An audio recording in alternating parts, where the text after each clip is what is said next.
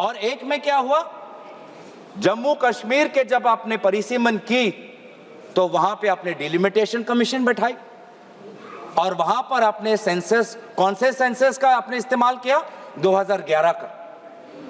और दूसरे तरफ आपने असम में परिसीमन की, वहां पर परिसीमन की दायित्व खुद केंद्र चुनाव आयोग ने ले ली और वहां पर परिसीमन के सेंसस के आधार पर हुआ 2001 पर।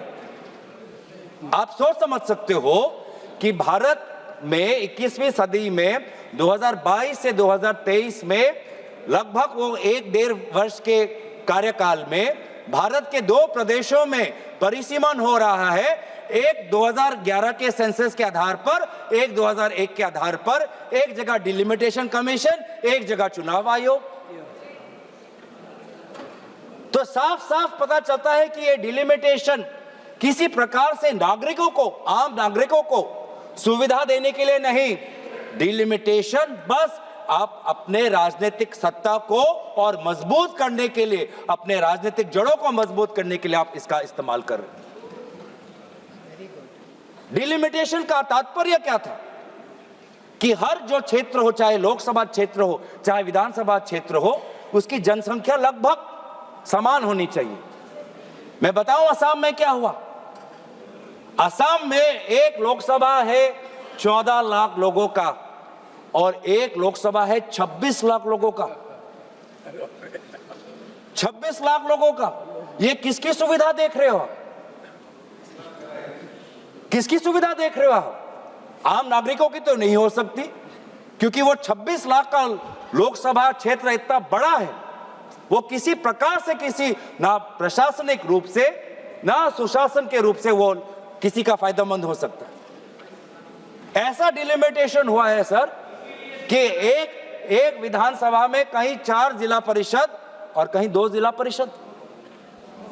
ऐसा डिलिमिटेशन हुआ है कि एक पंचायत में 10 वार्ड, 2 वार्ड एक विधानसभा में, 3 वार्ड दूसरे विधानसभा में, 3 वार्ड चौथे विधानसभा में।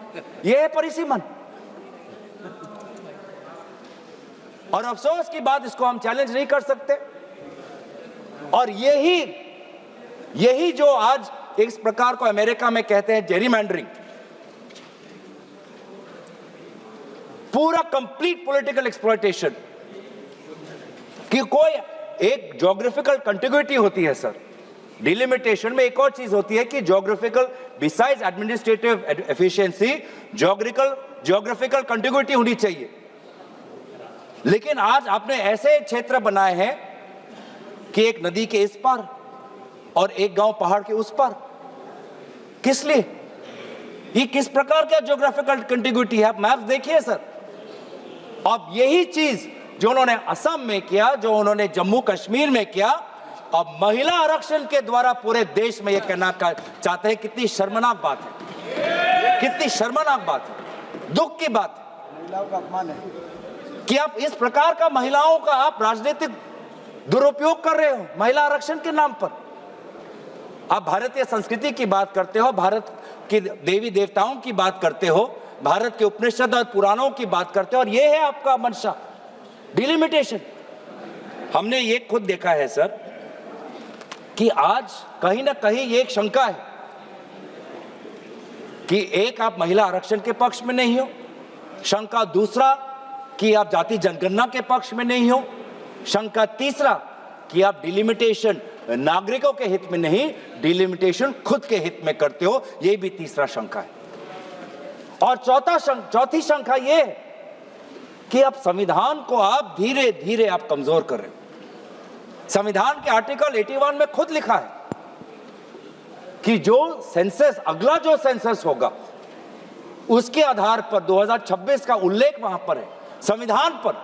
संविधान में उल्लेखित है आर्टिकल 81 में कि 2026 में जो सेंसस होगा, उस जो सेंसस जब पब्लिश होगा तो उसके आधार पर हम आगे बढ़ेंगे, डिलिमिटेशन होगा। अब आज आप इस महिला आरक्षण के बिल के द्वारा आप संविधान को भी कमजोर कर रहे हो।